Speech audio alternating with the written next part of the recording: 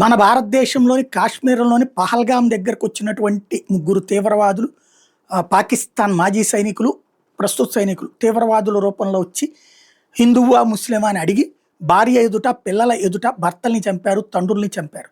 తద్వారా ఎళ్లి మీ మోడీకి చెప్పుకోండి అన్నారు. మేము హిందువులనే చంపుతున్నాం, హిందూ మొగుళ్ళనే చంపుతున్నాం, ఆడవాళ్ళ నుదుట సింధూరాన్ని చెరిపేస్తున్నాం అన్నారు.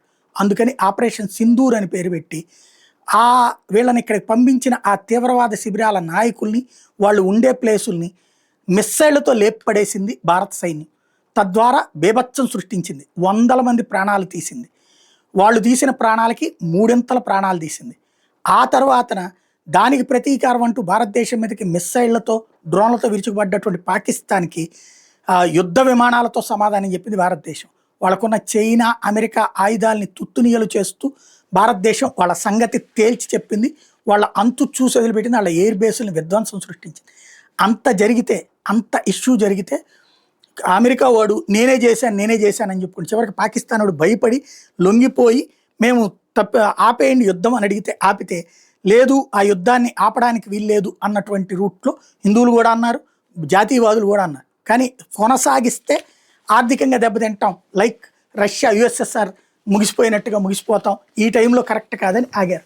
కానీ దాన్ని తీసుకెళ్ళి నేనే ఆపానని సొల్లి కబుర్లు చెప్పుకున్నటువంటి ఎవడైతే ట్రంప్ బాటను బేస్ చేసుకుని సరెండర్ అమెరికాకి సరెండర్ అయిపోయాడని చెప్పుకొచ్చాడు రాహుల్ గాంధీ. కొట్టాల్సింది కొట్టి, పగలగొట్టాల్సింది పగలగొట్టి, తాట తీసి ఆగితే సరెండర్ అన్నాడు. అదే చిదంబరం ఇప్పుడు చెప్పుకొచ్చాడు.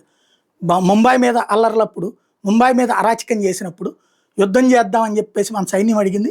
నేను మన్మోహన్తో చెప్పాను, మన్మోహన్ సింగ్ కూడా ఓకే అన్నాడు. అప్పుడు ఆయనే హోంమంత్రి, అంతకుముందున్న పార్టీలు హోంమంత్రిగా రాజీనామా చేస్తే ఈయనకి ఇచ్చారనమాట. అంతా రెడీ అయ్యాక అమెరికాకి సంబంధించినటువంటి రైస్ వచ్చి యుద్ధం చేయబాకండి అని చెప్పింది. ప్రపంచ దేశాలను ఇక్కడికి వచ్చిన యుద్ధం చేయబాకని చెప్పింది. అందుకనే ఆగిపోయాం. పోనీ వాళ్ళని ఎవరైనా శిక్షించారా? లేదు. దాన్ని పైగా హిందూ తీవ్రవాదం అని మార్చారు. అంటే వాళ్ళు చెప్పినట్టు వీళ్ళు అన్నారు.